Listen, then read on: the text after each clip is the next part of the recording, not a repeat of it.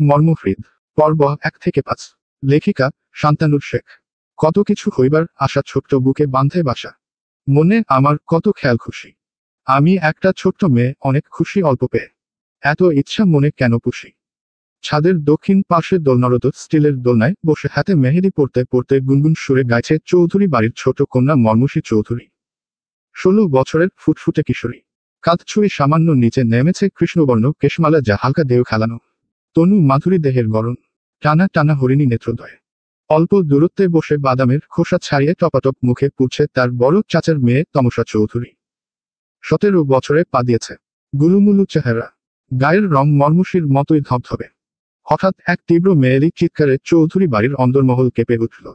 মুহূর্তেই কালো মেঘের ভারী আস্তরণ আকাশ থেকে ঝুঁকে পড়ল অন্দরমহলের উপর। উঠোনের পুরনো নিমগাছের পাতাগুলোও থমকে দাঁড়িয়েছে, যেন শ্বাস বন্ধ করে অপেক্ষা করছে। দূরে বাঁশবাগানের ভিতর থেকে ভয়ার্ত কাকের দল ডানা ঝাপটিয়ে উড়ে গেল। বারান্দার ধুলো জমা মেঝেতে মৃদু কম্পন টের পাওয়া যাচ্ছে। বাতাসে এক ধরনের গুমোট নীরবতা ছড়িয়ে পড়েছে। মর্মসী আর তমসার বিস্ময়ে জমা নয়নজোড়া একসূত্রে ঠেকল। পরক্ষণেই দুজন দৌড়ে চলে গেল সিঁড়ির দিকে। উত্তেজনায় হেলোমেলো পা ফেলে হোঁচট খেতে খেতে সিঁড়ি বেয়ে নেমে এলো। উঠোনে এসে থমকে দাঁড়ায় দুই বোন। বাগানের দিকটায় রাখা একটি বেঞ্চে 4-5 জন লোক মিলে কাউকে ধীরে ধীরে শুইয়ে দিচ্ছে। মানুষটি নিঃস্বার, অচেতন। লোকগুলোকে একটু সরে দাঁড়াতেই ঝাপসা দৃষ্টির ফাঁক গলে চেহারাটি স্পষ্ট হলো। তমসার বাবা ইব্রাহিম চৌধুরী। তমসা স্তব্ধ, পাথরের মূর্তির ন্যায় দাঁড়িয়ে শুধু ছলছল নেত্রে চেয়ে আছে। ঠিক সেই মুহূর্তে ছুটে এলেন তমসার মা হেমা চৌধুরী। কান্নায় ভেঙে পড়ে টলতে টলতে স্বামীর মাথার পাশে বসে পড়লেন। গতরাত থেকে সকাল অবধি একটানা ফোনে যোগাযোগের চেষ্টা করে ব্যর্থ হয়েছিলেন তিনি। অস্থিরতা আর উদ্বেগে ভাঙতে বসেছিল বুকের ভিতরটা। সকাল গড়িয়ে দুপুর হতেই স্বামীর নিথর দেহ এসে পৌঁছালো চৌধুরী বাড়িতে। অপেক্ষার অবসান হলো, তবে কাঙ্ক্ষিত রূপে নয়। 1 বছর পর। দেয়ালে জড়িয়ে থাকা লতাগুল্ম আর আগাছার ফাঁকে অর্ধেকটা ঢাকা পড়ে আছে একটি লোহার নেমপ্লেট।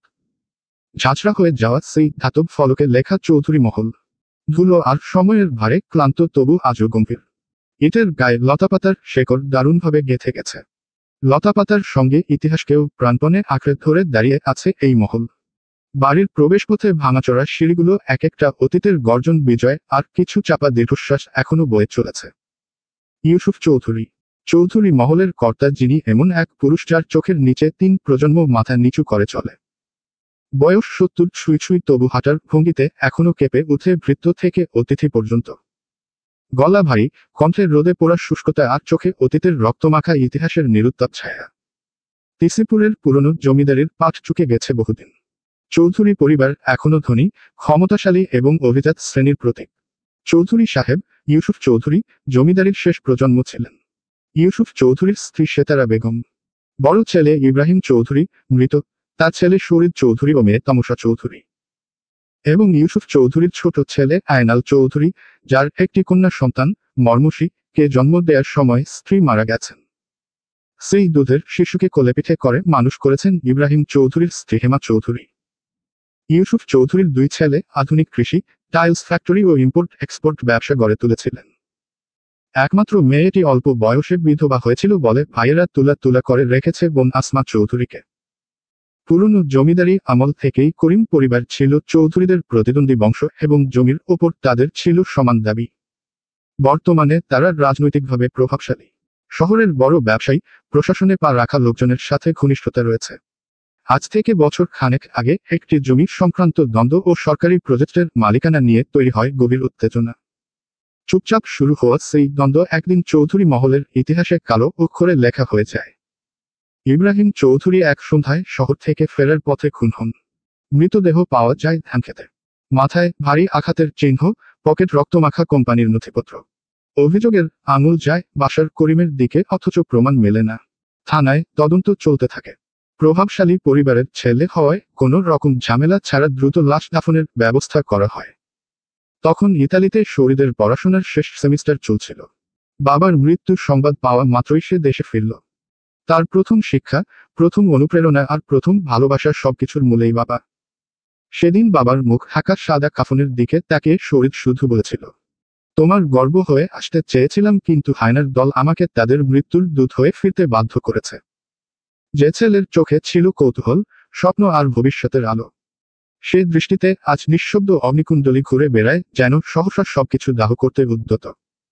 ক্লাব, রাস্তা, কোর্ট, ব্যবসার অফিস, যেখানে করিম পরিবারের নাম উচ্চারিত হয় সেখানে সে গিয়ে ঝড়ের মতো দাঁড়ায়। পুলিশের খাতায় নাম ওঠে, সংবাদে আছে, চৌধুরী পরিবারের উত্তরসূরি শরীদ চৌধুরী আবারও সংঘর্ষে। বাজারের গলির মোড়ে একটা পুরনো ক্লাবঘর, টিনের ছাউনির ওপরে হাতের লেখা, লাল রঙের রং করা নাম তিসিপুর ক্লাব। বর্ণগুলো হালকা মুছে গিয়েছে বৃষ্টির পানিতে, কিন্তু ক্লাবটা এখনো আছে আগের মতোই, কখনো চুপচাপ, কখনো সুরগুলোময়। ঘরটার সামনেই আছে একটা ছোট চায়ের দোকান, ভাঙা টিনের চাল এবং সিগারেটের পোস্টারে ঢাকা দেয়াল। সামনে 4-5টা কাঠের বেঞ্চি, যেগুলোর পলিশ খেয়ে গিয়েছে বহু আগেই। কিছু রংচটা প্লাস্টিকের চেয়ার, একটার পা টেবিলের কাঠ দিয়ে ঠেকানো, আরেকটা বসলে হেলে পড়ে যায়। চায়ের কাপে ধোয়া উঠছে, পাশেই একজন ক্যারাম বোর্ডে গুটি সাজাচ্ছে। ফোনে বাজছে হালকা ভলিউমে পুরনো গান। বাইক থেকে নেমে দোকানের দিকে এগিয়ে আসে শরীদ, মাথার সিল্কি চুলগুলো বাতাসে দুলছে, কখনো উল্টো দিকে, আবার কখনো আছড়ে পড়ছে কপালে। হালকা ধূসর বর্ণের চোখের মণি দুটো এদিক ওদিক ঘুরে পরখ করছে চারপাশ। গায়ে কালো রঙের শার্ট, উপরের দুটো বোতাম খোলা থাকায় ফর্সা দেহের দুটি স্পষ্ট। এক হাত দিয়ে অন্য হাতের জামার হাতা হোল্ড করতে করতে এগিয়ে এসে বেঞ্চের সামনে দাঁড়ায়। তাকে দেখে বেঞ্চে বসা কয়েকটা ছেলে উঠে গিয়ে খানিকটা দূরে সরে দাঁড়ায়। আকাশ নামের ছেলেটা ক্যারাম বোর্ডের গুটি সাজানো ছেড়ে শরীরের পাশে এসে দাঁড়ায়। আসসালামু আলাইকুম ভাই, অনেক দিন পর, কেমন আছেন? আলহামদুলিল্লাহ, ভালো। এমন সময় পেছনে থেকে ডাক আসে, হেই রিদ ব্রো, কি অবস্থা? শরীর ঘাড় ঘুরিয়ে তাকিয়ে একটা হাস্যোজ্জ্বল মুখ দেখতে পায়। সঙ্গে সঙ্গে তার ঠোঁট দুটো প্রসারিত হয়ে যায়। তার ছোটবেলার best friend Raad, Tisipur Idris Ali school and কলেজের গণিত বিভাগের অধ্যাপক আবদুল্লাহ সাহেবের একমাত্র ছেলে। ইতালিতে শরীরের সাথেই পড়াশোনা শেষ করেছে। চৌধুরী বাড়ির অন্দরে বাইরের পুরুষ ঢুকা নিষেধ থাকলেও রাদের অবাধ বিচরণ। হেমা চৌধুরীর আরেকটা ছেলে বললেও ভুল হবে না। রাত চোখের চশমা খুলে চোখ টিপে শরীরকে জিজ্ঞেস করে, উনি কেমন আছে? কে? ন্যাকা, তোর পাখি, জাহান্নামে আছে।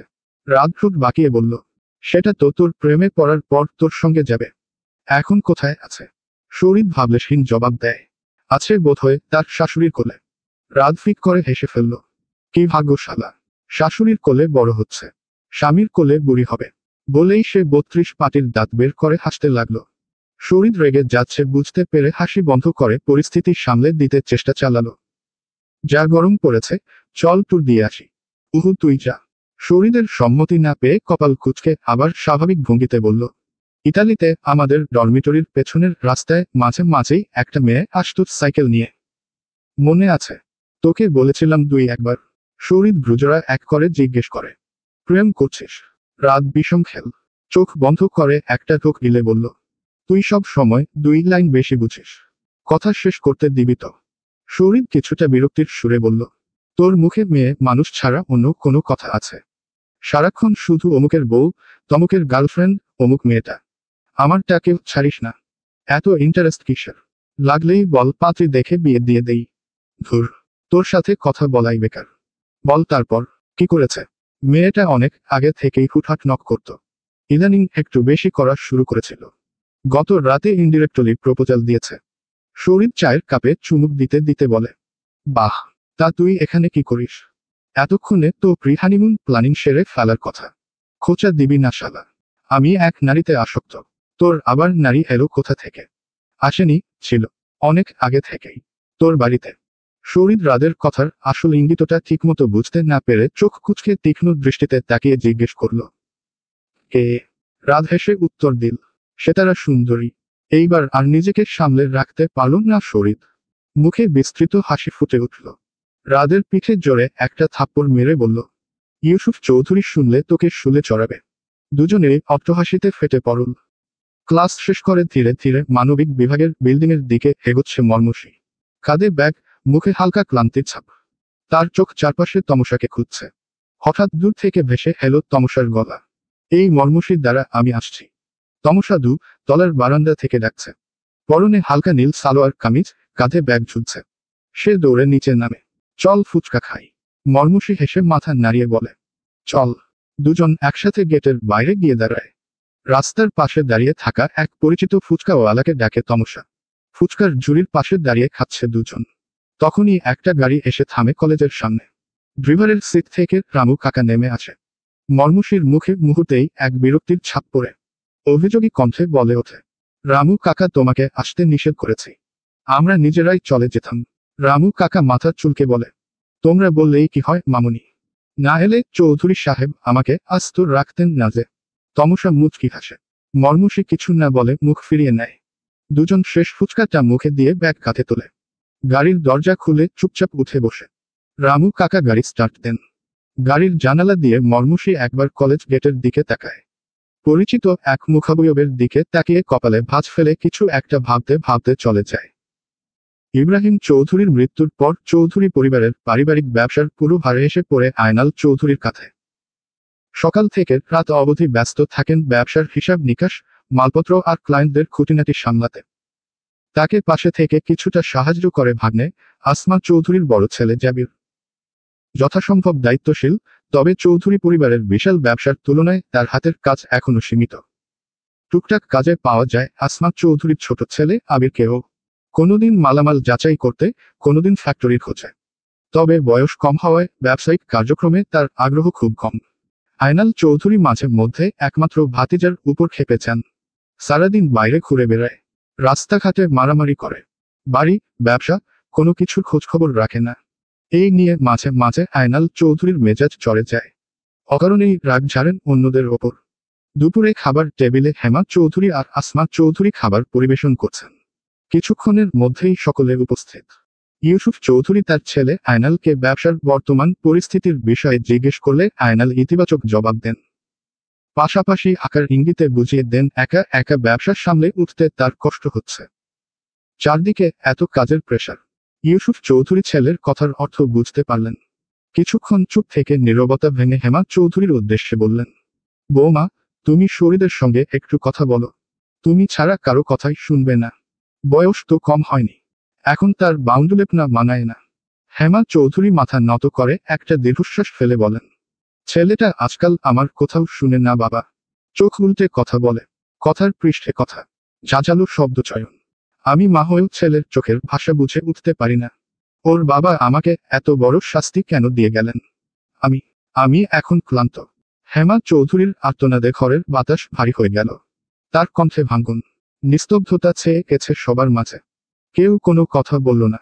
মর্মুষী যে চেয়ারটায় বসে খাচ্ছিল তার পাশেই দাঁড়িয়ে ছিলেন হেমা চৌধুরী। তিনি শাড়ির আঁচল টেনে চোখ মুছতে থাকেন। মর্মুষীর চোখের কোণে জলরাশি ছলছল করছে। জন্মের পর থেকে হেমা চৌধুরীর কাছেই বড় হয়েছে। উনার চোখের পানি সহ্য করতে না পেরে মর্মুষী এবার কেঁদে দিল। হেমা চৌধুরীর শাড়ির একটু অংশ বাম হাত দিয়ে আঁকড়ে ধরে বলল, বড় মা, আমার কান্না পাচ্ছে, তুমি আর কাঁদবে না। মেয়ের মুখে এরূপ আবদারে হেমা চৌধুরী মুহূর্তে কান্না বন্ধ করে মুখে মলিন হাসি এনে মর্মুষীর মাথায় হাত রাখেন। তরকারির বাটি থেকে আরো কয়েক টুকরা মাংস উঠিয়ে মেয়ের প্লেটে দিতে দিতে মাথায় হাত বুলিয়ে দেন। আসমা চৌধুরীর বড় ছেলে জাবিরের স্ত্রী সৌরভী। নামের মতোই সহজ সরল কোমল হৃদয়ের অধিকারী, কিছুটা ভীতু প্রকৃতির। তার মুখে সর্বদা শান্তির ছায়া, চোখে যেন বৃষ্টির আগে জমে থাকা নরম মেঘ। কোনো কুটিলতা নেই, নেই হিসেবের খেলা। সে থাকে নিজের জগতে, ইন্টারনেট ঘেঁটে নতুন নতুন রান্নার ভিডিও দেখে, বই দেখে নানা রকম রেসিপি তৈরি করে। চৌধুরী বাড়ির দ্বিতীয় তলার এক কোণায় সৌরভীর ঘরটা যেন একখানা ছোট্ট স্বপ্নের বাগান। দেয়ালে হালকা পিচ রং, সেখানে ঝুলছে নানা ধরনের ওয়াল হ্যাঙ্গিং, জানালার পাশে সাদা পাতলা পর্দা। কাঠের তাকভরা পুরনো রান্নার বই, ফুলের নকশা করা রেসিপি খাতা, আর কয়েকটি চাইনিজ মাটির কাপ।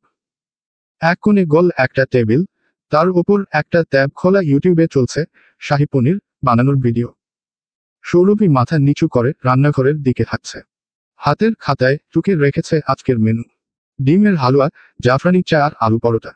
রান্নাঘরের বাইরে থেকে নুপুরের ধ্বনি ভেসে আসছে, সাথে চঞ্চলা আহ্লাদী কণ্ঠস্বর। এক কাপ চা পাবো ভাবি চান? সৌরভী শান্ত হাসি দিয়ে বলে, নিশ্চয়ই ননদিনী। মর্মুষীর দিকে চায়ের কাপটা এগিয়ে দিতে গিয়ে চোখ পড়ল তার এলোমেলো মাথার চুলে। সৌরভী বলল, কাকের বাসার মতো কি অবস্থা করে রেখেছ চুলগুলোর? সারাদিন এ পাড়া থেকে ও পাড়ায় গুন্ডিগিরি করে চললে হবে? শরীরকে গুরু মেনেছ তোমরা দুবোন। মর্মুষী অস্পষ্ট গলায় বিড়বিড় করছে, ওরকম একটা বদমেজাজি মানুষকে গুরু মানতে যাব কোন দুঃখে? কিছু বললে? শুনতে পাইনি। জোরে বলো। হ্যাঁ ভাবি, ওই আর কি। আচ্ছা শুনো না, আমাকে ছানার পায়েস তৈরিটা শিখিয়ে দেবে? অবশ্যই। থ্যাংক ইউ ভাবি। চায়ের কাপটা শব্দ করে টেবিলের উপর রেখে হেলে দুলে বাইরে চলে গেল। সৌরভী হালকা একটা কোমল হাসি দিয়ে মর্মুষীর প্রস্থানের দিকে চেয়ে থাকে। বাইরে এসে বারান্দায় দাঁড়ায় মর্মুষী। আকাশে মেঘ জমেছে অনেকক্ষণ। এবার শুরু হলো ঘুরুম ঘুরুম শব্দে গর্জন। মুহূর্ত না যেতেই আকাশ ফেটে নামে ঝিরিঝিরি বৃষ্টি। হঠাৎ করেই ঝিরিঝিরি থেকে নেমে আসে একটানা ভারী বৃষ্টি। মর্মুষী দৌড়ে চলে গেল তমসার ঘরের দিকে। দরজা ধাক্কা দিয়ে ভেতরে ঢুকে ওর হাত ধরে টানতে টানতে নিয়ে গেল বারান্দার দিকে। বৃষ্টির দৃশ্য দেখে তমসার চোখ জ্বলে ওঠে। মর্মুষীর দুষ্টু হাসি দেখে তার মুখে হাসির রেখা ফুটে উঠল। একসাথে দুজন দৌড়ে চলে গেল উঠোনের ফাঁকা জায়গাটায়। জল থই লাল মাটিতে দাঁড়িয়ে মর্মুষী হাত মেলে ধরল আকাশের দিকে, মুখ উঁচু করে বৃষ্টির ফোঁটা মুখে নিতে লাগল। তমসা তার পাশেই দাঁড়িয়ে একবার মর্মুষীর দিকে আর একবার আকাশের দিকে তাকিয়ে হেসে উঠল। তমসা এবার মর্মুষীর হাত ধরে দৌড় দিল বাড়ির পেছনের পুকুরঘাটের দিকে। ইট বাঁধানো পুরনো ঘাট। জায়গায় জায়গায় জমে থাকা শ্যাওলায় পিচ্ছিল হয়ে আছে সিঁড়িগুলো। ঘাটের ধাপে ধাপে পানি টপ টপ করে পড়ছে। তারা দুজনেই হাঁটছে সাবধানে, কিন্তু ভেতরে ভেতরে আনন্দে আত্মহারা। মেয়েদের পাগলামি উপর থেকে চোখে পড়ল আসমা চৌধুরীর। খুব শখ ছিল একটা মেয়ে সন্তানের। ভাগ্য সহায় হয়নি। ভাইয়ের মেয়ে দুটোকে বুকে নিয়েই আসমা চৌধুরী কন্যার সন্তানের শখ পূরণ করেন। মর্মুষী আর তমসাকে দীর্ঘক্ষণ বৃষ্টিতে ভিজতে দেখে হেমা চৌধুরীকে ডেকে বললেন, পাগলি দুটোকে এবার নিয়ে এসো, ঠান্ডা লেগে যাবে তো। হেমা চৌধুরী বেশ কয়েকবার ডাকলেন। ওরা মায়ের ডাক উপেক্ষা করে পুকুরে নেমে বৃষ্টিতে ভিজতে লাগলো। উপায়ন্তর না পেয়ে হেমা চৌধুরী বাধ্য হয়ে নিচে নেমে গেলেন।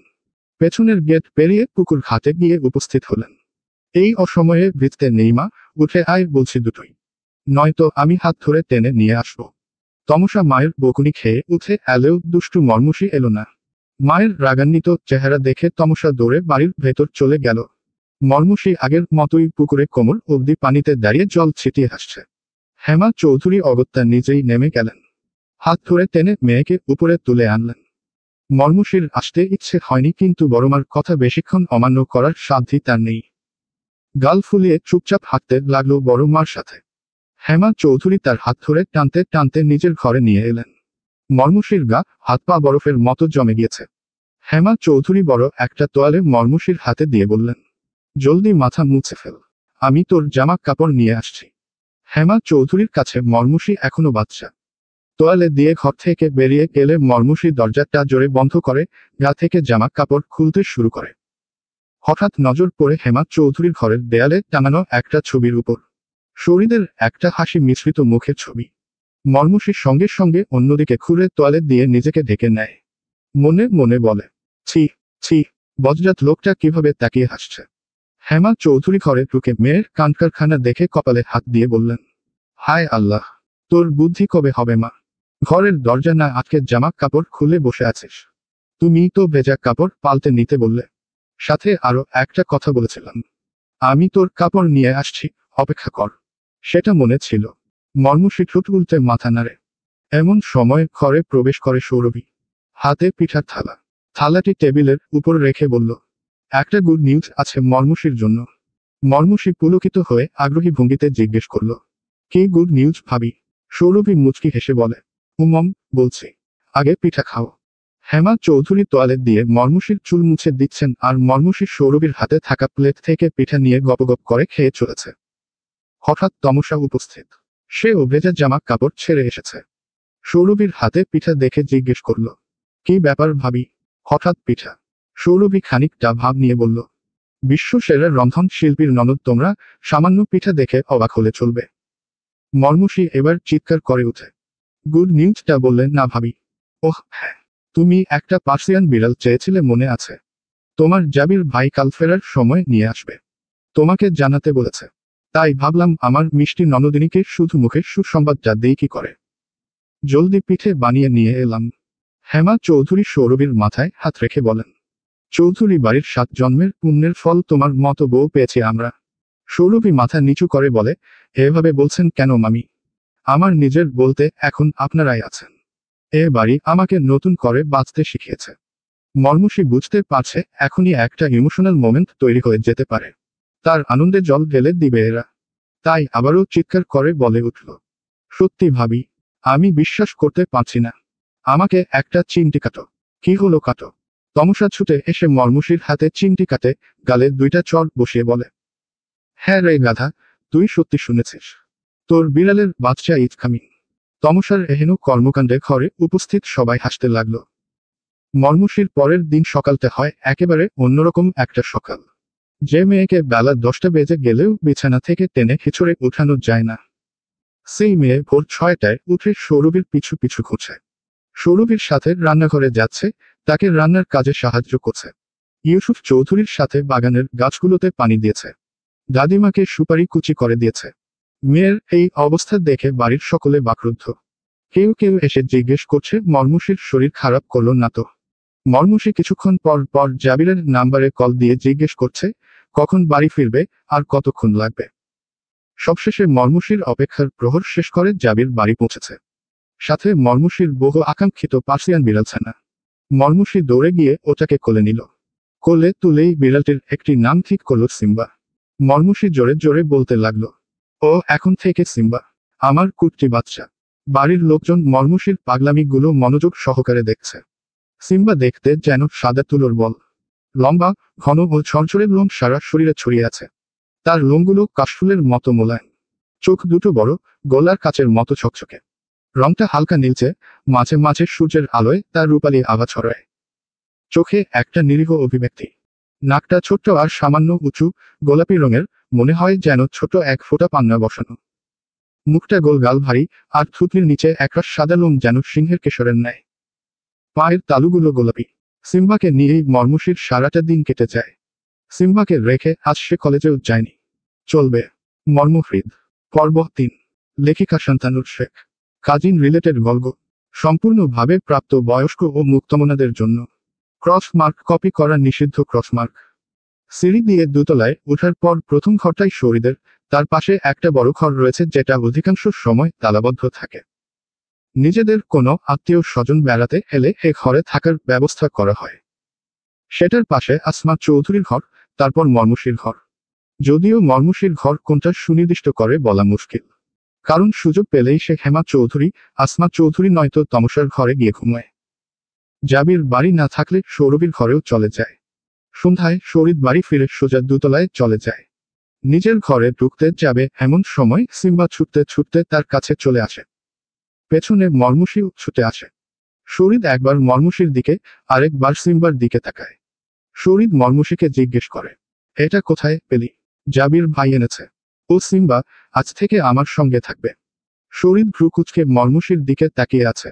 মর্মুষী সিম্বাকে ডেকে বলল, চলে এসো সিম্বা, মামাকে বিরক্ত করবে না। শরীদ যেন হাই ভোল্টের শখেল।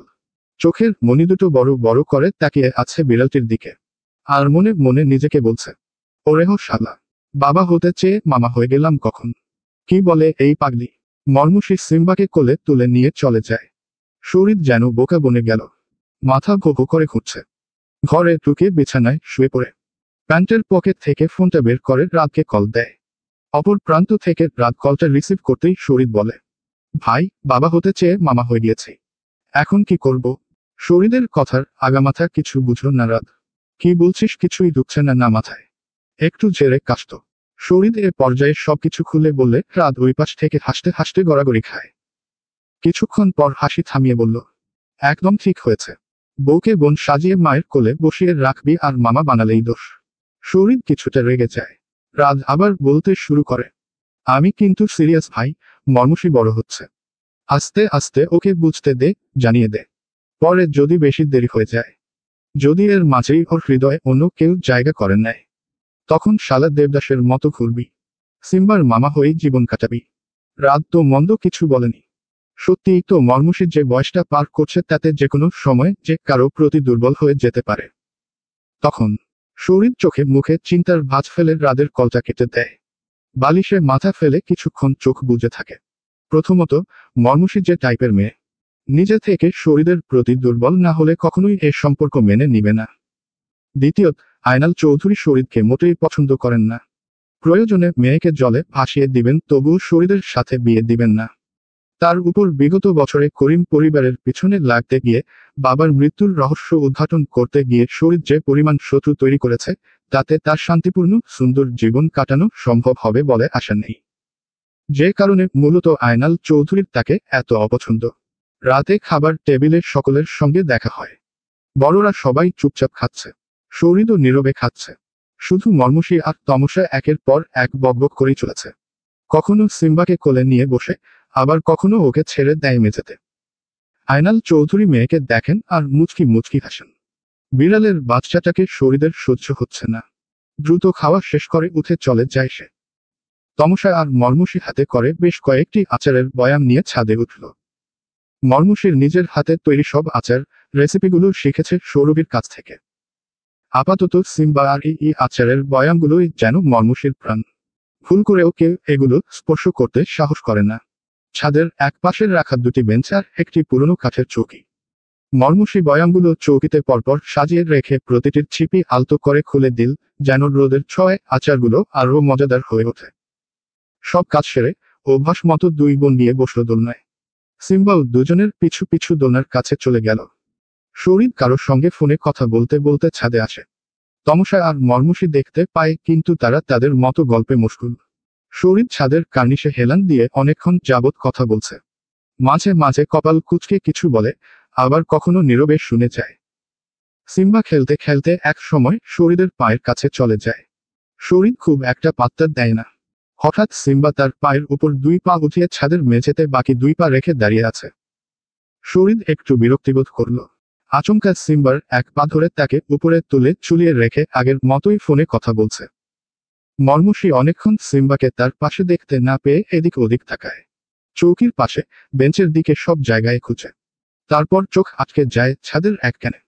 সে দেখতে পায় শরীর তার সিম্বাকে এক পায়ে ধরে ঝুলিয়ে রেখেছে। মর্মসী প্রচণ্ড রেগে যায়। রাগে ফুঁসতে ফুঁসতে শরীরের কাছে যায়। হ্যাচকা টানে শরীরের হাত থেকে সিম্বাকে ছাড়িয়ে নিয়ে আসে। এরপর চিৎকার চেঁচামেচি করে নিজের সমস্ত রাগ ঝাড়ে শরীরের উপর। শরীর বোবার মতো থম মেরে দাঁড়িয়ে আছে। কি ঝগড়াটে মেয়ে এটা! হেঁকে ছোট ছোট বলে বাড়ির সবাই মাথায় তুলে রাখে। যে কাউকে আস্ত চিবিয়ে খেয়ে নেবে ও। শরীর হতভম্ব হয়ে তাকিয়ে আছে মর্মসীর দিকে। অন্য কেউ হলে এতক্ষণে কানের গোড়ায় কয়েকটা বসিয়ে দিত, কিন্তু মর্মসীর গায়ে হাত দেয়া তো দূরের কথা। ও চোখের সামনে হেলেই শরীর ফাটা বেলুনের মতো চুপসে যায়। শরীর চল শক্ত করে বলল, এটাকে যেন আমার সামনে আর না দেখি। মর্মসী চোখ মুখ কুঁচকে গাল ফুলিয়ে বলল, ওর যেখানে যেতে ইচ্ছে হয় সেখানে যাবে। চৌধুরী বাড়ির সবকিছুতে ওর সমান অধিকার আছে।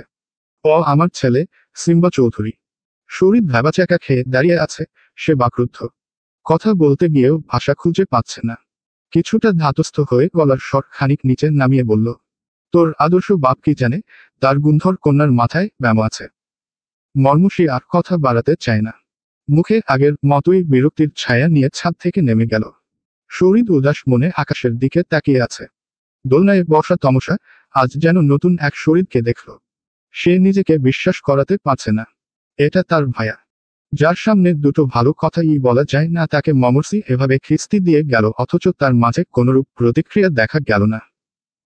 তিসিপুর থানার ভেতরের পরিবেশটা চাপা গম্ভীর। দেয়ালের রং ফিকে হয়ে এসেছে, জানালার পাশে ধুলো জমে থাকা ফাইলের স্ক্রুপ। বাতাসে করা স্যানিটাইজার আর পুরনো কাঠের গন্ধ মিশে একটা ভারী ভাব তৈরি করেছে। দরজা ঠেলে ভেতরে ঢুকতেই চোখে পড়ে সামনে একটা ছোট কাছেরা ডেস্ক। সেখানে একজন কনস্টেবল বসে আছে, নাকের উপর চশমা, নিচু হয়ে রেজিস্টারে কিছু লিখছে। ডান পাশে অফিসার ইনচার্জের কক্ষ। দরজাটা আধা খোলা, ভেতরে হালকা আলো। ঘরের ভেতর চেয়ারে হেলান দিয়ে বসে আছেন একজন মধ্যবয়স্ক ইন্সপেক্টর। গায়ের খাকি ইউনিফর্মে ধুলোতুলির রেখা, তার চাহনি তীক্ষ্ণ। ডান হাতে ল্যান্ডলাইন ধরে কথা বলছেন, ভরাট কণ্ঠ, তবে কড়াকড়ি নয়। সামনে রাখা টেবিলে কাগজপত্র, একপাশে আধ খাওয়া বিস্কুটের প্লেট, অন্য পাশে একটা পুরনো ঘড়ি টিক টিক করে চলছে। দরজার ফাঁক দিয়ে কক্ষে প্রবেশ করে একজন ষাটোর্ধ্ব ব্যক্তি, দপ্তরি মোতালেব মিয়া। হাতে ধোয় ভরা কাপ। নিঃশব্দে টেবিলের এক কোণে চা রেখে মাথা ঝুঁকিয়ে দাঁড়িয়ে থাকে। অফিসার ফোনে কথা বলতে বলতে এক চোখে তাকান। লোকটা ফিস অফিসে জানায়, স্যার, বাইরে একজন লোক এসেছেন, দেখা করতে চান। ইন্সপেক্টরের কপালের রেখা একটু কুঁচকে যায়। তিনি চোখ তুলে লোকটার দিকে তাকান। মুখে বিরক্তির ছাপ। চোখ নামিয়ে আবার ফোনে মন দেন। লোকটা চুপচাপ ঘর থেকে বেরিয়ে যায়। কয়েক মুহূর্ত পর ফোন নামিয়ে রেখে চেয়ারটা সামান্য ঘুরিয়ে জানালার বাইরে তাকান। ভাবেন কিছুক্ষণ। তারপর ইন্টারকমের বোতাম টিপে মোতালেব মিয়াকে গম্ভীর স্বরে বলেন, ভেতরে আসতে বলো। মোতালেব মিয়া ধীরে ধীরে ঘর থেকে বের হয়ে এলেন। মুখে চিরচেনা নির্লিপ্ততা ভঙ্গি, হাতে খালি চায়ের কাপের ট্রে। চোখে শরীরকে দেখে একবার মাথা নাড়লেন। তারপর শান্ত গলায় বললেন, স্যার ভেতরে আসতে বলেছেন, আসুন। শরীর নিঃশব্দে মাথা ঝুঁকিয়ে তার পেছনে পেছনে হাঁটা ধরল। মোতালেব মিয়ার ধীর পা আর পেছনে শরীরের দৃঢ় পদক্ষেপ। ভেতরে ঢুকতেই ইন্সপেক্টর চোখ তুলে তাকালেন। কাঁধের ওপর ঝুঁকে থাকা ইউনিফর্মের রেখাগুলো যেন আরো স্পষ্ট। চোখে ছিল একরকম পরখ করার দৃষ্টি, তবে মুখে একটা কৌশলী হাসি। Welcome, mister Chowdhury. Sit down, please. চলবে। মর্মহৃদ। পর্ব 4। লেখিকা শান্তানুর শেখ। কাজিন রিলেটেড গল্প। সম্পূর্ণভাবে প্রাপ্ত বয়স্ক ও মুক্তমনাদের জন্য। ক্রস মার্ক কপি করা নিষিদ্ধ। Cross mark. শরীর নির্বিকার ভঙ্গিতে একটা চেয়ার টেনে বসল। কাঠের চেয়ারের শব্দ ঘরের নীরবতা ভেঙে দেয়। ইন্সপেক্টর হাতের পেনটা ঘোরাতে ঘোরাতে তাকালেন তার দিকে। কিছুক্ষণ নীরব থেকে জিজ্ঞেস করলেন, আপনার বাড়ির সকলে ভালো আছে তো? শরীর সংক্ষেপে মাথা নাড়িয়ে বলল, জি। ইন্সপেক্টর এবার সোজা হয়ে বসলেন। গলা ঝেড়ে কণ্ঠ একটু নরম করে বললেন, কি করছেন এখন? শরীর থেমে গেল এক মুহূর্ত। তারপর গলা শক্ত করে চোখের দিকে তাকিয়ে বলল, বাবার খুনিকে খুঁজছি। ইন্সপেক্টর হালকা একটা হাসি দিলেন, কি যেন মেশানো সেই হাসিতে, একটু অবহেলা, একটু কূটনীতি। গা ছাড়া একটা ভাব নিয়ে পিছনে হেলে চেয়ারে পিঠ ঠেকিয়ে দিয়ে বললেন, that was an accident, MR Chowdhury. তার কণ্ঠে একটা চূড়ান্ত রায় দেওয়ার সুর। যেন এই কথাটার মধ্য দিয়েই তিনি সবকিছু চুকিয়ে দিতে চান। শরীর ইন্সপেক্টরের চোখের দিকে এক দৃষ্টিতে তাকিয়ে ধীর স্বরে বলল, আপনি আমাকে আশ্বস্ত করেছিলেন আমার বাবার খুনিকে খুঁজে বের করবেন। তার কণ্ঠে ক্ষোভ চাপা, গলায় যেন বিষ ঢেলে দেওয়া একটা ভার। শব্দ নয়, অভিযোগের তীর ছুটছে। এইবার ইন্সপেক্টর খানিকটা অস্বস্তিতে পড়ে গেলেন। আবার একটু সোজা হয়ে বসলেন। টেবিলের উপর রাখা কাচের পেপার ওয়েটটা ঘুরাতে ঘুরাতে বললেন, পুলিশ তার কাজ করেছে, সর্বোচ্চ চেষ্টা চালিয়েছে। আপনারা যার ওপর সন্দেহ করেছিলেন তার বিরুদ্ধে কোনো প্রমাণ মেলেনি। একটু থেমে গলা আরো কঠিন করে বললেন, এই সামান্য বিষয়টা আপনাকে আমি বুঝাতে অক্ষম, দুঃখিত। কথাগুলোর শেষে ইন্সপেক্টরের মুখে একরকম অফিসিয়াল নির্লিপ্তি। যেন ফাইল বন্ধ, কাজ শেষ। কিন্তু শরীরের চোখে তখন আগুন। সে চুপ করে বসে থাকলেও ভেতরের অশান্তি মুখে ছাপ ফেলে দিচ্ছে। অফিসার এবার কণ্ঠ খাদে নামিয়ে শান্ত ভঙ্গিতে শরীরকে বোঝানোর চেষ্টা করেন। ইব্রাহিম চৌধুরীর মাথায় একটি হালকা চোট ছিল। সব দিক বিবেচনায় আমরা ধরে নিচ্ছি কোনো যানবাহনের সঙ্গে ধাক্কা খাওয়ার কারণেই এমনটা হয়েছে। উনার মৃত্যুর আনুমানিক সময় বলে দেয় ঘটনাটি গভীর রাতে ঘটায়, কোনো প্রত্যক্ষদর্শী ছিল না। শরীরে ধস্তাধস্তি বা আঘাতের কোনো দৃশ্যমান চিহ্ন পাওয়া যায়নি। সাধারণত এই ধরনের ঘটনায় আমরা নিয়ম অনুযায়ী তদন্ত চালিয়ে যাই। কিন্তু সেই সময় আপনার পরিবারের পক্ষ থেকে আমাদের কাজে স্পষ্ট বাধা দেওয়া হয়। পোস্টমর্টমের অনুমতি দেওয়া হয়নি। ইউসুফ চৌধুরীও বিষয়টি নিয়ে বাড়তি কিছু বলেননি, বরং খুব দ্রুত লাশ দাফনের ব্যবস্থা করে ফেলেন। ঘটনাস্থলের আশেপাশে কোনো কার্যকর সিসিটিভি ফুটেজ পাওয়া যায়নি। যাদের ওপর প্রাথমিকভাবে সন্দেহ ছিল তারা তদন্তে নিজেদের পুরোপুরি নির্দোষ প্রমাণ করেছে। এখন আপনি নিজেই বলুন, পূর্বশত্রুতার পুরনো গল্প ধরে কোনো সুনির্দিষ্ট প্রমাণ ছাড়াই পুলিশ ডিপার্টমেন্ট কি শুধু অনুমানের ভিত্তিতে তদন্ত চালিয়ে নিজেদের রিপুটেশন প্রশ্নের মুখে ফেলবে? আমরা আবেগ নয়, তথ্য নিয়ে কাজ করি, শরীর সাহেব। শরীর কিছুক্ষণ নীরব থাকে। তার চোখে গভীর নির্লিপ্ততা, যেন সমস্ত আশা আকাঙ্ক্ষা ঝর্ণার মতো ঝরে পড়েছে। তারপর সে ধীরে ধীরে অফিসারের দিকে তাকিয়ে হাত বাড়িয়ে করমর্দন করে। ধন্যবাদ, অফিসার। তার কণ্ঠে এক অদ্ভুত ঠান্ডা ভাব।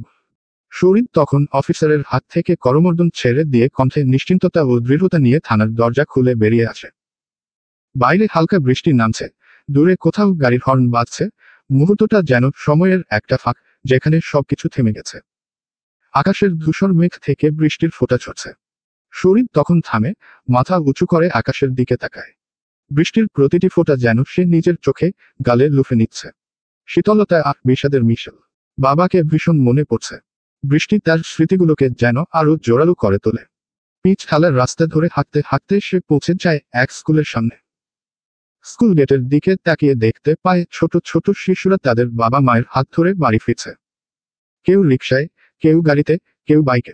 হঠাৎ এক মুহূর্তের জন্য সেই ছোট শিশুদের মাঝে নিজের আর বাবাদের মাঝে নিজের বাবার প্রতিচ্ছবি দেখতে পেল।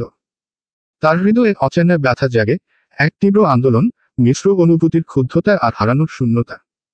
বৃষ্টিতে কাকভেজা হয়ে শরীর হাঁটছে বাড়ির পথে। ইট বিছানোর রাস্তায় কাদামাটির জলে একাকার হয়ে আছে। বাড়িতে ঢুকে সামনের বিশাল উঠোন পেরিয়ে সে ভেতরে প্রবেশ করল। ড্রয়িং রুমের নিস্তব্ধতা পেরিয়ে সোজা চলে গেল দোতলায় নিজের ঘরে। ঘরে ঢুকেই তার চোখ পড়ল বিছানার উপর। সিম্বা গুটিসুটি মেরে ঘুমিয়ে আছে।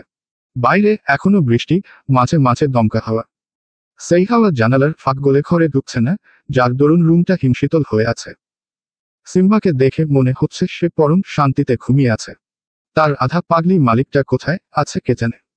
শরীর ওয়াশরুমে ঢুকে ভেজা জামাকাপড় ছেড়ে কোমরে সাদা টাওয়েল প্যাঁচিয়ে বাইরে বেরিয়ে এল। তার বিশাল বক্ষ পিণ্ড ও পেশিবহুল নগ্ন দেহে ছোট ছোট পানির কণা জলজল করছে, যেন অলস রোদে ভিজে পাতার গায়ে জমে থাকা শিশির বিন্দু। কপালে লেপ্টে থাকা ভেজা চুল বেয়ে ফোঁটা ফোঁটা পানি গড়িয়ে পড়ছে গালের পাশ দিয়ে। সেই মুহূর্তে সে পুরোপুরি চুপ, নিঃশব্দ। বাইরে বৃষ্টির টুপটাপ ধ্বনি ঘরের নিস্তব্ধতায় এক অদ্ভুত সুর তুলেছে। সে বিছানায় বসে আলতো করে সিম্বার পিঠে হাত বুলায়।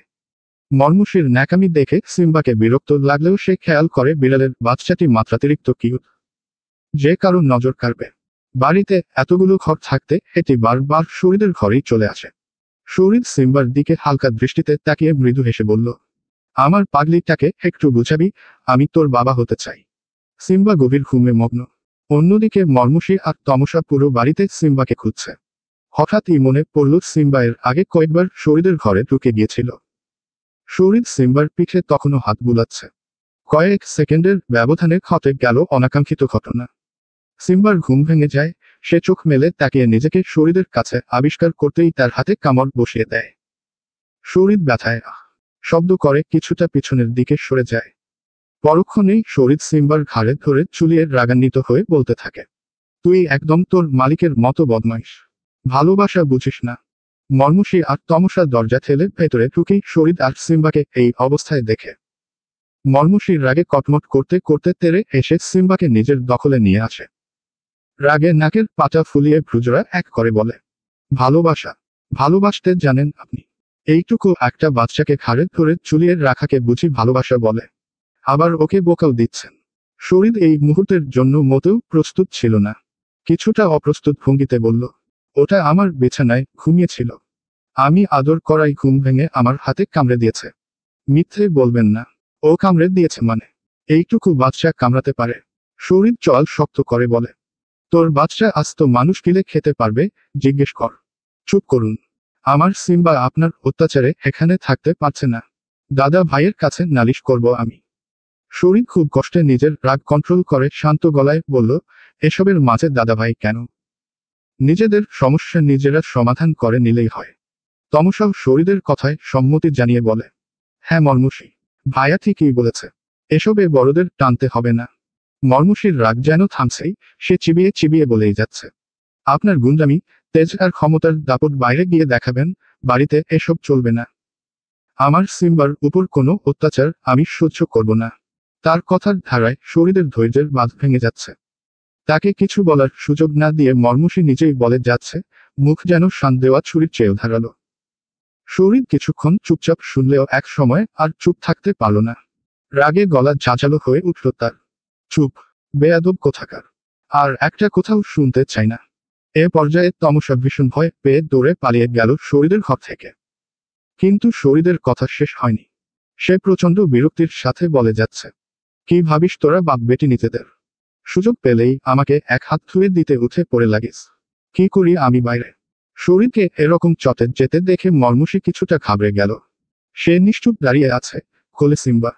সিম্বার পিঠে হাত বুলিয়ে দৃষ্টি নিচে নামিয়ে গাল ফুলিয়ে দাঁড়িয়ে আছে। শরীরের উপর ভীষণ রাগ হচ্ছে। মর্মুষির ঠোঁট ফুলে আছে রাগে। চোখ নামিয়ে রাখলেও সে ফুঁসছে ভিতরে ভিতরে। ইচ্ছে করছে শরীরের চুল টেনে ছিঁড়ে ফেলতে। সিম্বাকে শক্ত করে কোলে জড়িয়ে নিল মর্মুষি। চোখ নামানো, মুখ শক্ত। তারপর কোনো শব্দ না করে ধীরে ধীরে ঘর থেকে বেরিয়ে গেল।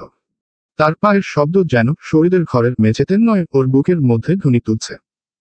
শরীর নিঃশব্দ দাঁড়িয়ে থাকে। বুকের ভেতরটা যেন দাউ দাউ করে জ্বলছে। নিঃশ্বাসটা ভারী হয়ে উঠেছে। কিছু একটা গলায় আটকে আছে। অবচেতনেই পায়ের নিচে রাখা এক জোড়া জুতো লাথি মেরে সরিয়ে দেয়। চোখ বন্ধ করে দীর্ঘ নিঃশ্বাস নেয়। অলিকনগর ছোট বাজার গলির মোড়ে পুরি সিঙ্গারার দোকানে বসে আড্ডা জমিয়েছে তৌকির ও তার দলবল। বাসার করিমের ছোট ছেলে তৌকির। রোগা পাতলা গরম, যেন হাওয়া দিলেই উড়ে যাবে, কিন্তু চোখের চাহনিতে একটা ধূর্ত আগুন জ্বলজ্বল করে। হাঁটুর নিচ পর্যন্ত নামা জিন্স, গায়ে ধুলোমাখা কালো টি শার্ট, গলায় মোটা লোহার চেইন, যা তার ভিতরের গোয়ালপনা আর শক্তির পরিচয় বহন করে। ডান হাতে লাল সাদা কালো সুতা বাঁধা। কারো মুখের উপর কিছু বলতে ভয় পায় না। আদতে খুব বেশি কিছু জানে না, কিন্তু আত্মবিশ্বাসে টইটম্বুর। ছোটবেলা থেকেই শিখেছে, ভয় না দেখালে কেউ পাত্তা দেয় না। এক হাতে চা, অন্য হাতে পুরীর ঠোঙ্গা। বন্ধুদের মাঝে একজন নাদুস নুদুস খাদক, যার খাওয়ার কায়দা দেখে তৌকির মুখ কুচকে টিপ্পনি কাটে। আস্তে খা, আমার বিয়ে খাচ্ছিস নাকি? এক লহমায় হো হো করে হাসির রোল পড়ে গেল চারদিকে। কেউ একজন ঠোঁটে চায়ের ভাত ঠেকিয়ে বলে ওঠে, তোর বিয়ে আদৌ হবে তো? চৌধুরীর নাতনিকে বিয়ে দিবে তোর কাছে, না তুলে নিয়ে আসবি। সবাই হেসে গড়িয়ে পড়ছে। সেই হাসির মাঝে তৌকির গলা খাকারি দিয়ে একটু গম্ভীরভাবে বলে ওঠে, জীবনে কত কড়া কড়া মাল দেখেছি, কিন্তু মর্মুষীর মতো একটাও নাই। ওই বাড়িতে তমসার নামে আরেকটা আছে, সুন্দরী, ঠান্ডা টাইপ, চৌধুরীর বড় নাতনি। কিন্তু হাসতে হাসতেই এক বন্ধু কথা ধরে ফেলে, কিন্তু মর্মুষী একটু বেশি করা, তাই না? তৌকির ঠোঁট কামড়ে একরাশ বাঁকা হাসি হেসে বলে, হুমুম, ওকে আমার পার্মানেন্ট চাই। হাসির ঢেউ আবার বয়ে যায়। তৌকির আর তার বন্ধুরা পুরি আর চায়ের সাথে গল্পে ডুবে যায়। অলিক নগরের বিকেলটা ধীরে ধীরে কালচে হয়ে আসে। চারদিকে অন্ধ নামে চলবে। গল্পের রিচ ক্রমশ বাড়ছে, কিন্তু রিয়াক্ট কমেন্ট নেই। আপনারা গল্প পড়ে চলে যান, একটু কমেন্ট করতে পারেন না? Why man. মর্মফ্রিদ। পর্ব ৫। লেখিকা শান্তানুর শেখ। কাজিন রিলেটেড গল্প। সম্পূর্ণভাবে প্রাপ্ত বয়স্ক ও মুক্তমনাদের জন্য। ক্রস মার্ক কপি করা নিষিদ্ধ। ক্রসমার্ক। মর্মুষী সিম্বাকে কোলে নিয়ে হেমা চৌধুরীর ঘরে ঢুকে। সকালে শরীরের ঘরে ঘটে যাওয়া ঘটনা বড়মাকে জানাবে সে। তার ছেলে কিভাবে ছোট্ট সিম্বাকে অত্যাচার করছে সব বলবে। ভেতরে প্রবেশ করে দেখে হেমা চৌধুরী বিছানার এক কোণে বসে আছেন। হাতে একটা পুরনো ফটো অ্যালবাম। চোখ দুটো ম্লান, যেন স্মৃতি মাখা অতীতে ফিরে গেছেন। মর্মুষীর সামনে এগিয়ে আসে। হেমা চৌধুরী দৃষ্টি উপরে রেখে মর্মুষীকে দেখেন। তাকে দেখে ঠোঁটে একটুখানি শুষ্ক হাসি ফুটে ওঠে। মর্মুষী ধীরে বিছানায় বসে আলতো করে অ্যালবামটি হাতে নেয়। পাতা উল্টাতেই একের পর এক ছবি চোখের সামনে ভেসে উঠছে। বাড়ির সবার ছবি আছে এতে। গভীরভাবে চোখ বুলায় অ্যালবামে থাকা প্রত্যেকটা ছবির উপর। ছবিগুলোর ২-৪ জনকে অপরিচিত মনে হচ্ছে, কিন্তু হেমা চৌধুরী এক এক করে সবাইকে চিনিয়ে দিচ্ছেন। এটা অমুক, ওটা তমুক। মর্মুষী একে একে সবগুলো ছবি দেখছে আর হাসছে। মর্মুষী হেমা চৌধুরীর সঙ্গে নিজের যতগুলো ছবি অ্যালবামে পেল, প্রায় সবকটাতেই সে উনার কোলে। আর তমসা সবসময় একটু দূরে, শরীরের পাশে বা অন্য কারো কোলে। বারবার সেই ছবিগুলোর পাতা উল্টায় মর্মুষী। একবার, দুইবার নয়, বারবার। দৃষ্টি আটকে থাকে ছবির মুখগুলোয়, নিজের অবস্থানে, হেমা চৌধুরীর হাতের মমতায়। এক সময় ছবির পাতায় চোখ রেখেই নিচু গলায় জিজ্ঞেস করে, বড় মা, তুমি কাকে সবচেয়ে বেশি ভালোবাসো? হেমা চৌধুরী একটু সময় নেন না। একটা স্নিগ্ধ হাসি দিয়ে বলেন, তোকেই তো। মর্মুষীর চোখে মুখে হঠাৎ একরাশ আলো ছড়িয়ে পড়ে। তার মুখটা উজ্জ্বল হয়ে ওঠে। সত্যি? তোমার নিজের দুটো ছেলে মেয়ে থাকা সত্ত্বেও তুমি আমাকে সবচেয়ে বেশি ভালোবাসো? কেন বড় মা? হেমা চৌধুরী এবার শব্দ করে হেসে ওঠেন।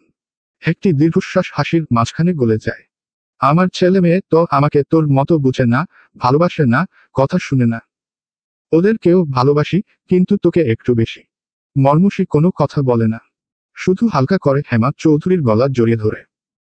সৌরভীর রান্না করছে, মাজিদা খালা পাটায় মশলা বাটছে। সৌরভীর পাশে দাঁড়িয়ে হাতে হাতে এটা ওটা এগিয়ে দিচ্ছে হামিদা। আসমা চৌধুরী ধীর পায়ে হেঁটে রান্নাঘরে প্রবেশ করলেন। সৌরভীকে উদ্দেশ্য করে জিজ্ঞেস করলেন, আজ নতুন কি রেসিপি আছে বৌমা? সৌরভ হেসে জবাব দিল, ইলিশ পোলাও। বাহ! চা দিব মা? হ্যাঁ দাও। সৌরভী মাটির কাপ প্লেট বের করে কাপে চা ঢেলে আসমা চৌধুরীর কাছে এগিয়ে এলো। আসমা চৌধুরী কাপটি হাতে নিয়ে সৌরভীকে পাশে বসতে বললেন। সৌরভী বসে কৌতূহলী ভঙ্গিতে জিজ্ঞেস করে, কিছু বলবেন? আসমা চৌধুরী হালকা মাথা নেড়ে মুহূর্ত খানিক চুপ থাকেন। চায়ের কাপে চুমুক দিয়ে সৌরভীর দিকে একবার তাকান। কণ্ঠে মমতা এনে আদুরে গলায় বলেন, তুমি কোনোদিন মা হতে পারবে না। তোমার এতে কোনো হাত নেই। সৃষ্টিকর্তা হয়তো চাননি আমার ছেলের বংশধর আসুক। ভাগ্যকে মেনে নিয়েছি আমরা। তুমি আমাদের ঘরের লক্ষ্মী। এই লক্ষ্মীর সাথে কখনো কোনো অন্যায় হতে দেইনি আমরা। আমি, আমার ছেলে যেমন কঠিন সত্যটিকে সহজে মেনে নিয়েছি, তুমিও আমার একটা আবদার রাখো মা। আসমা চৌধুরী কিছুক্ষণ থামেন। সৌরভী চুপচাপ মাথা নিচু করে শুনছে। আসমা চৌধুরী আবার বলতে শুরু করেন, একটা বাচ্চা দত্তক নাও তোমরা। তোমার শূন্য কোলটা ভরে উঠুক। আমি নির্দ্বিধায় সেই শিশুকে মেনে নেব। তাকে আমার বংশের সন্তান বলে আদর করব। সৌরভী মাথা তুলে তাকায় শাশুড়ির দিকে। চোখ দুটো ছাপিয়ে জল আসছে। ঠোঁট কাঁপছে। কথা আটকে যাচ্ছে গলায়। তারপর আর বাধ না মেনে দুচোখ বেয়ে অশ্রুধারা গড়িয়ে পড়ে। সৌরভী মাথা ঝাঁকিয়ে ছোট করে উত্তর দেয়, ঠিক আছে মা। আসমা চৌধুরী সৌরভীর চিবুকে হাত স্পর্শ করে, সেই হাত মুখের সামনে ধরে চুমু খেয়ে বলেন, আমার লক্ষ্মী মা, সব সময় ভালো থাকো, সবাইকে ভালো রাখো। আসমা চৌধুরীর রান্নাঘর থেকে ধীরে ধীরে বেরিয়েছেন। তার পায়ের আওয়াজ মিলিয়ে যেতেই মাজিদা খালা মুখ খুললেন, আঁচল দিয়ে কপালের ঘাম মুছতে মুছতে বললেন, আপনি অনেক ভাগ্যবান বউ আম্মা। এই যুগে এমন শাশুড়ি কয়টা আছে বলেন। আল্লাহ যেন উনারে নেক হায়াত দান করেন। সত্যিই, এমন মানুষ খুব কম দেখা যায়। সৌরভী চোখের কোণে জমে থাকা অশ্রু আঙুল দিয়ে মুছে ফেলে। একটুখানি হাসে, কৃতজ্ঞতা আর কান্না মেশানো এক নিঃশব্দ হাসি।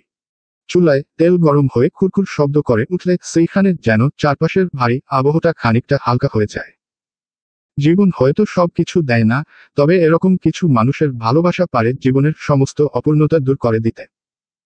দুপুর 2টা। আয়নাল চৌধুরী তার অফিস কক্ষে বসে গুরুত্বপূর্ণ কলে ব্যস্ত। ফোনের অপর প্রান্ত থেকে কারো কণ্ঠস্বর অবিরাম ভেসে আসছে। আয়নাল খুব মনোযোগ দিয়ে শুনছেন, মাঝে মাঝে হুবা ঠিক আছে বলে সাড়া দিচ্ছেন। হঠাৎ একটা বিস্ফোরণের মতো শব্দ কানে এল। প্রথমে মনে হলো হয়তো কোনো মেশিনের হাই প্রেশার ব্রেক করেছে। কিন্তু মুহূর্তেই গেটের দিক থেকে কয়েকজন শ্রমিককে ছুটে আসতে দেখা গেল। একজন চিৎকার করে বলল, ভাই আগুন, স্টোরেজে আগুন। শব্দ থেমে গেছে, আতঙ্ক চেপে বসেছে বাতাসে। দেখতে দেখতে আরো শ্রমিক দৌড়ে বেরিয়ে আসছে। কারো শার্ট আধা পুড়ে গেছে, কারো মুখে কাশি, চোখে জল। আয়নাল চৌধুরী মনিটরের স্ক্রিনের দিকে হতভম্ব হয়ে তাকিয়ে রইলেন। ফোনের ওই পাশ থেকে কণ্ঠটা তখনও কিছু বলে যাচ্ছে, কিন্তু শব্দগুলো আর বোধগম্য হচ্ছিল না। তিনি ঝট করে উঠে দাঁড়ালেন। চেয়ারটা শব্দ করে সরে গেল। ফোনটা টেবিলে ফেলে দিয়ে তিনি ছুটে গেলেন যেদিকটায় শ্রমিকেরা ছিল। গরম বাতাসের ঝাপটা প্রথম ধাক্কা দিল দরজার সামনে এসে। ভেতরে ঢুকতেই চোখে পড়ে, স্টোরেজ ইউনিটের একপাশ থেকে ধোঁয়া উগড়ে আসছে, কোথাও কোথাও লালচে শিখা দাউ দাউ করে জ্বলছে। চারপাশে হুলস্থুল অবস্থা। কেউ পানি ঢালছে, কেউ ফায়ার সার্ভিসে কল দেন বলে চিৎকার করছে। এমন সময় একজন পুরনো কর্মচারী ছুটে এসে বলল, স্যার, ভেতরে কিছু লোক এখনো আটকা পড়ে আছে। আয়নাল চৌধুরীর চোখ ছলছল করে উঠল। সোজা স্টোরেজ ইউনিটের দিকেই ছুটে যান। সাইরেন বাজাতে বাজাতে ফায়ার সার্ভিসের 2টি ইউনিট ফ্যাক্টরির মূল ফটকে এসে থামে। মুহূর্তেই শুরু হয় পানি ছোড়ার কাজ। ধোঁয়ায় চারপাশ অন্ধকার। অল্প কিছুক্ষণের মধ্যে ভেতরে আটকে থাকা শ্রমিকদের অক্ষত অবস্থায় বের করে আনা গেল। তাদের সবার চোখে আতঙ্ক, গায়ে ধোয়ার কালো দাগ, কয়েকজন জ্ঞান হারিয়েছে। একজন কর্মী এসে বলল, ভিতরের অংশে আগুন কিছুটা নিয়ন্ত্রণে এসেছে, কিন্তু বিল্ডিংয়ের পেছন দিকে এখনো জ্বলছে। ফায়ার সার্ভিস তাদের সাধ্যমতো চেষ্টা চালিয়ে যাচ্ছে। ইউসুফ চৌধুরীর ফোন বেজে ওঠে। স্ক্রিনে জাবিরের নাম দেখেই তিনি ভ্রু কুঁচকে ওঠেন।